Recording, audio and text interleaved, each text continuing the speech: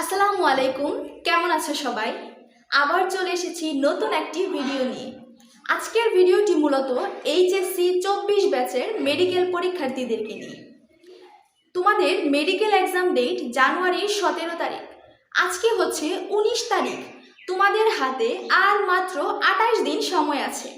তোমরা যারা medical preparation নিচ্ছ এবং যেই কোচিংয়ে অ্যাডমিট আছো, এতদিনে নিশ্চয়ই সেই কোচিংগুলোতে সিলেবাস কমপ্লিট করে ফেলেছে।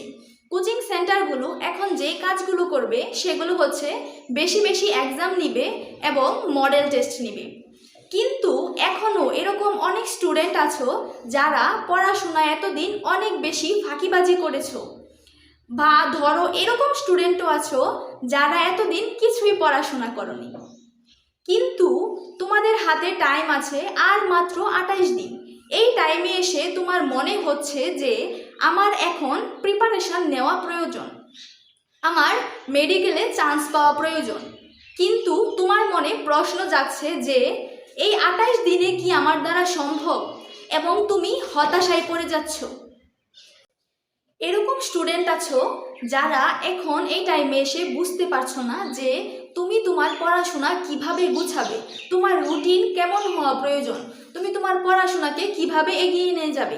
আজকের ভিডিওতে আমি তোমাদেরকে বলবো এই 28 দিনে তুমি কিভাবে প্রিপারেশন নিবে, তোমার রুটিন কেমন হওয়া প্রয়োজন, তুমি তোমার পড়াশোনাকে কিভাবে গুছাবে, এই 28 দিনে কিভাবে তুমি তোমার একটি সিট কনফার্ম করবে। চলো শুরু করি। ভিডিও শুরুতে আমি তোমাদেরকে বলবো তোমাদের মেডিকেল অ্যাডমিশনে যেই সাবজেক্টগুলো রয়েছে সেগুলো হচ্ছে বায়োলজি, কেমিস্ট্রি এবং ফিজিক্স, সাথে আছে জিকে এবং ইংলিশ। এখন দেখব এই সাবজেক্টগুলোতে তোমাদের কতগুলো চ্যাপ্টার রয়েছে। বায়োলজিতে আছে মোট 24টি চ্যাপ্টার, কেমিস্ট্রিতে আছে 10টি চ্যাপ্টার, ফিজিক্সে আছে 21টি চ্যাপ্টার। এগুলো হচ্ছে প্রথম পত্র এবং দ্বিতীয় পত্র মিলিয়ে। তাহলে দেখা যাচ্ছে তোমাদের সাবজেক্টগুলোতে সর্বমোট 55টি চ্যাপ্টার রয়েছে। এখন আমি তোমাদেরকে বলবো এই 28 দিনে তুমি কিভাবে এই 55টি চ্যাপ্টার কমপ্লিট করবে। এই 28 দিন সময়টাকে আমি দুই ভাগে ভাগ করে নিব।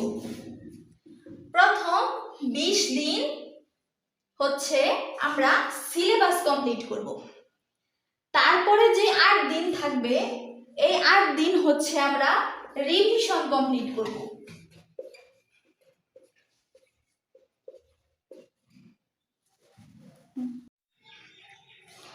এখন তোমার কাছে হয়তো বিষয়টিকে কঠিন লাগতে পারে যে এই 20 দিনে কিভাবে আমি আমার সিলেবাস কমপ্লিট করব।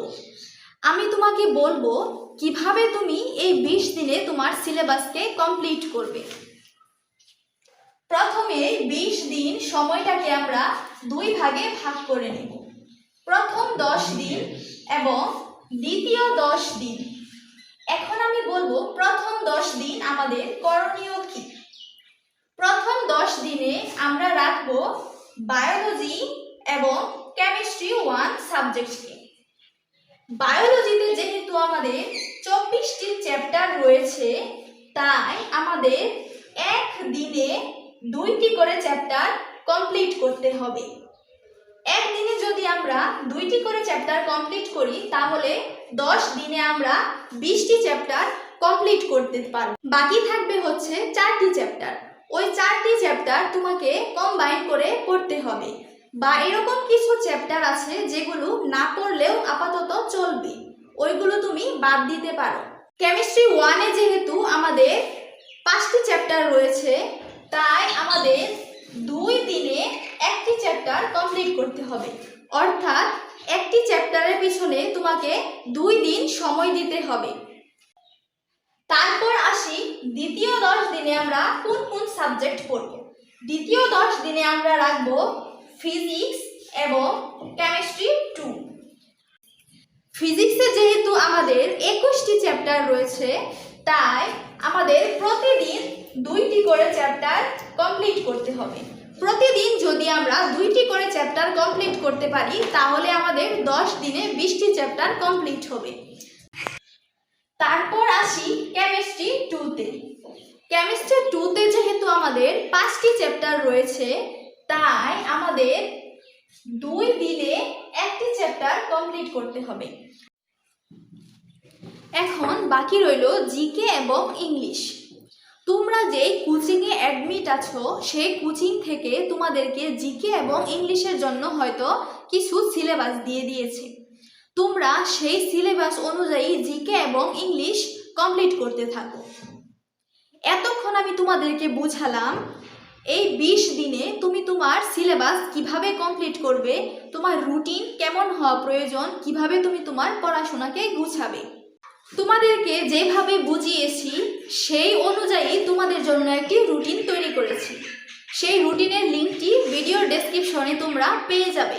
তোমরা সেই রুটিন অনুযায়ী পড়াশোনা করতে পারো। এই রুটিনে যে চ্যাপ্টারগুলো বেশি ইম্পর্টেন্ট সেই চ্যাপ্টারগুলোকে রুটিনের প্রথম দিকে রেখেছি এবং যেই চ্যাপ্টারগুলো কম ইম্পর্টেন্ট সেই চ্যাপ্টারগুলো রুটিনের শেষের দিকে রেখেছি, যাতে করে তোমরা প্রথম দিকে ইম্পর্টেন্ট চ্যাপ্টারগুলো কমপ্লিট করে ফেলতে পারো। এখন প্রশ্ন থেকে যাচ্ছে যে এই রুটিন অনুযায়ী তুমি কিভাবে পড়াশোনা করবে, তুমি তোমার পড়াশোনাকে কিভাবে গুছাবে, এই রুটিন অনুযায়ী তুমি কিভাবে পড়াশোনাকে এগিয়ে নিয়ে যাবে, তোমার দিনে কতক্ষণ পড়াশোনা করা উচিত, কোন চ্যাপ্টারগুলোকে বেশি গুরুত্ব দিবে এবং কোন চ্যাপ্টারগুলোকে কম গুরুত্ব দিবে, কোন টাইমে তোমার কি পড়াশোনা করা উচিত, তোমার কখন কি করা উচিত, এই সম্পর্কে নেক্সট আরেকটি ভিডিও আপলোড দিব। পরবর্তী ভিডিও পেতে চ্যানেলটিকে সাবস্ক্রাইব করে রাখো। ভালো থেকো সবাই, থ্যাংক ইউ।